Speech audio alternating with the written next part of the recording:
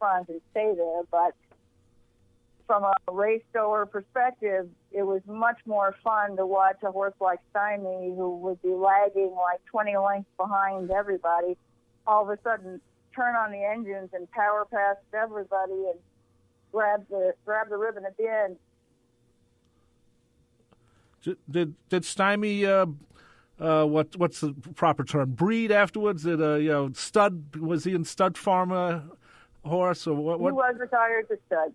Yeah, he did have a couple of pretty good horses. I mean, they weren't Kentucky Derby winners, but he had some that did his owner proud and made good money on the track.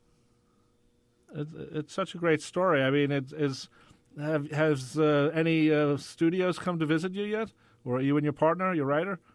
Because it's not yet. Well, I think I like the Seabiscuit movie. Yes, our door is open. might be time for another. Movie makers. Might be time for another horse movie. Yeah, I think it's time. Here's one question I have.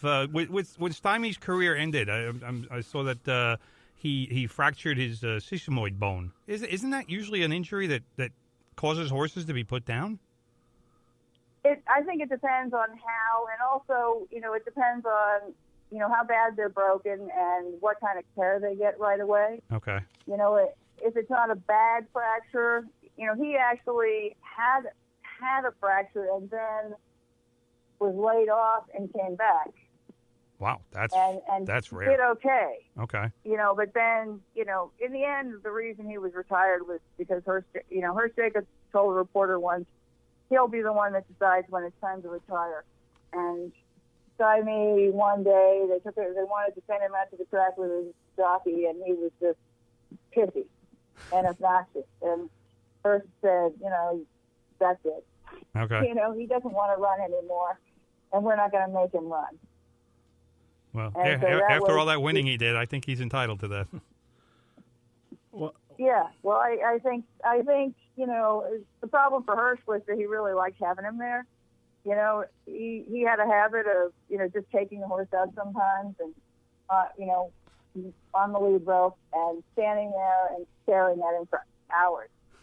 He really loved the horse. He really loved having him at the track. And when he retired him, that meant he didn't get to see him anymore, at least not with any regularity. Right. We're talking with Linda Carroll. She is the co-author with David Rosner of Out of the Clouds. We'll just call it that because the second part of the book is always too long, but we'll give it that thing anyway. The Unlikely Horseman and the Unwanted Colt Who Conquered the Sport of Kings. Before we let you go, one thing I noticed at the end of the book, the sources, is incredible. That there's so many things to read about this horse, and it's how much available was there out there, and how much did you have to go really digging to find out about what Stymie was up to, so to speak, as a horse? Well, we got a subscription to newspapers.com. Okay. Which I own no stock in. And they have a lot of old newspapers online, and it's pretty searchable. And we got a lot of information there. There were like these great little tidbits, like that you just wouldn't expect to find during the war. There was an interview with Isidore Bieber, his partner, and it was just who was there trying to volunteer, even though he was getting kind of older. Right. But it was amazing to find these stories in these papers where you get just these little interesting facts that you wouldn't have got any other way. Plus, the Brooklyn Eagle is online, and it helps that he was a Brooklyn boy to start out with. Right. And they covered him in racing pretty well, and you can get a lot of facts that way. And of course, Damon Runyon. That right there makes his book and future movie a lot more interesting. Yeah. Well, Damon Runyon was great. It was our good luck that he was buds with Damon Runyon. Right. And Damon Runyon liked writing about him, and he liked writing about Isidore Bieber. And Isidore Bieber turned out to be a character that Runyon based some of his stories on. And I don't think he based anything on Hurst Jacobs, but he did like to write about it. Okay. Well, Linda, we appreciate you coming on our show to talk about your book, Out of the Clouds, which you co-wrote with David Rosner, The Unlikely Horseman and the Unwanted Colt Who Conquered the Sport of Kings. Thank you for published by Hachette, we should say. And thank you for joining us. Are you doing any book signings or have a website or anything like that before we go? Thank you. We don't have any book signings yet. I just started a Facebook page for the book. So we're putting any reviews and links to any radio interviews like this one, if they're available, on that Facebook page. Okay, and is there any footage, movie footage, or newsreel footage of Stymie? There actually is one newsreel online that talks about racehorses of the era, and it has some footage from the Gold Cup. Okay. Nice. It's nice to always find out there's something to watch and get a sense of what the horse was like. Right. Well, it helped us when we were writing the description of the race, that we could actually see part of the race. Right. Well, thanks for joining us, Linda. Great. We appreciate it, and good luck with the book, and you and David. Donald. Thanks so much. David. Thank you. Take care. Thank you, Linda. Take care. Bye-bye. The new Retro Mix, powered by Taylor Swift breakup songs, I'm sorry, excuse me? Adele's sad love life, What? and Kanye West's weirdness. What? No. Stop the promo. Stop it. Stop. What did you just say? The new Retro Mix. Yeah, that's what I thought you said. What are you doing? The Retro Mix promo. You keep using that word. I don't think it means what you think it means. Mix? What do you... No! Promo? No, I mean... This is getting too silly. Who was that? I don't know! All right, look, just give me the mic. No. Tyler, give me the mic, Tyler. No. Tyler, no! Give me the mic. It's mine. No, it's mine. Got it. Okay. Now let me show you what retro really is.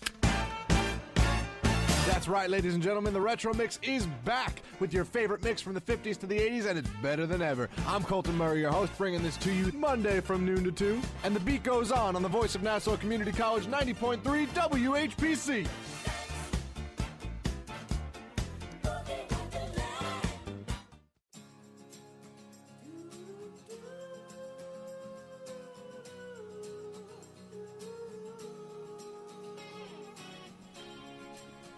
We're back here on From the Press Box. It was great talking with Bill Madden from the New York Daily News today. And, of course, Linda Carroll, author or co-author of Out of the Cloud, with David Rosner, The Unlikely Horseman, and Unwanted Colt Who Conquered the Sport of Kings. But there is bad news for Islander fans. If we weren't doing these interviews, we would have started the show with this. John Tavares, sadly, has signed with the Toronto Maple Leafs, 7 years, $77 million. This news could not be more awful, and for more than the obvious reason, but it could not be worse for the New York Islanders. It's a horrible, horrible thing. The question is, how does this happen? We know he's from Toronto, Tavares. Yes. We know he likes it calm, so to speak. He doesn't want to be the guy out there, even though he's the man. I was shocked when I heard this. This happened on Sunday. I was just shocked as all hell. I mean, the whole negotiation, I thought, was more for the fact of that Tavares wanted to solicit offers. And then eventually it was going to be, he's going to come back to the Islanders and say, look, this is what they offered, whichever team it was, and match it, and I'll stay. And instead, what do we get is Tavares, who has said in the past he didn't want to get involved in all the drama that comes with playing for the Maple Leafs, because hockey up there obviously is different. It's religion up in Toronto. And he didn't necessarily want to be that guy faced with that kind of pressure to be the guy on the Toronto Maple Leafs. And instead, that's exactly what Tavares has put himself in for. He's going to have family, friends, everybody he ever knew in Toronto is going to be hounding him for tickets. There's going to be so many personal requests. And I don't know, maybe that was part of the deal when the Maple Leafs were talking to him is, look, we can give you 7 years for $77 million, but think about how much more money you're going to make with endorsements that you'll never see playing for the New York Islanders. Yeah. Because, let's face it, New York Islanders are not a marquee franchise, in that, even though they're in New York. A lot of people don't know who John Tavares is. Not many people, and especially right now, maybe in a couple of years. But well, the thing that aggravates me the most about this is that last season, at the trading deadline, John Tavares told the New York Islanders, don't trade me. I don't want to be traded. Now, the Islanders could have done what the Yankees did 2 years ago and trade like when they traded Aroldis Chapman to the Cubs and got Gleyber Torres, and like they traded Andrew Miller to the Indians and got Clint Frazier and Justice Sheffield, 2 primetime prospects. So what do the Islanders have now that John Tavares is gone? They have nothing. Yep. And that aggravates me to no end, because think about what the Islanders. I mean, look at what the Rangers got for Rick Nash from the Bruins. They got a couple of really good prospects. Think about what the Islanders could have gotten for John Tavares from any team. I don't know who would have made the offer, but somebody would have had to give the Islanders at least 2 very good prospects, and even if plus you got some draft picks. Even if you got 1 and some bunch of draft picks. Anything. I mean, and the Islanders said, all right, JT, we won't trade you. We'll honor your request, because the only reason being goodwill. Because they wanted to create goodwill. They wanted him to know, hey, we want you around. We'll do what you ask us to do. But the right move at the trading deadline last season would have been to trade John Tavares, because the Islanders were going nowhere at that point. It was obvious. And they weren't going to make the playoffs, so why not get something for a guy who was going to be a free agent? And instead, this is the absolute worst case scenario. I agree. This is what the Islanders said. The New York Islanders would like to thank John Tavares for everything he has done for the franchise throughout the past 9 seasons, Lamoriello said in a statement. John has achieved great individual success on the ice, as well as devoting a tremendous amount of his time and energy to the community. We wish him best. We wish him and his family best. And then Tavares said, the island has been my home. It's what I know. It's part of me and always will be. I can't thank you all enough for the dedication you have all showed. Tavares wrote, I'm sorry if this decision pains you. It does pain me. As you can tell, it wasn't easy, but have trust in the future because it is bright. The Islanders are in great hands. And why didn't you stay? I am thankful I had the opportunity to be an Islander for as long as I did. The island, the fans, the organization, my teammates will always be a special part of me and my family, but it's time to live my childhood dream here in Toronto. Again, with that childhood dream nonsense. Yep. Yeah. No. I don't know. Never talked about that at any time when he was with the Islanders, ever. Never talked about a childhood dream. Yeah. So he's going to have a lot of pressure with the Maple Leafs. They haven't made the playoffs or won a series since 2004. And they're right now, I'm telling you, Maple Leaf fans think they're winning the Stanley Cup. Of course they do. Of course they do. That's because this is a guy who he's going into his prime. He's 27 years old. A franchise center in his prime, they don't become available. Nope. And so I have to put some of this on the Islanders for not getting this guy under contract. And, of course, who do we go back to? Garth Snow. Yeah, and moron. Think about it. But they get Lou Lamoriello. They bring him in. They bring in Barry Trotz. They go into a new arena in 2.5 years. What else did he want?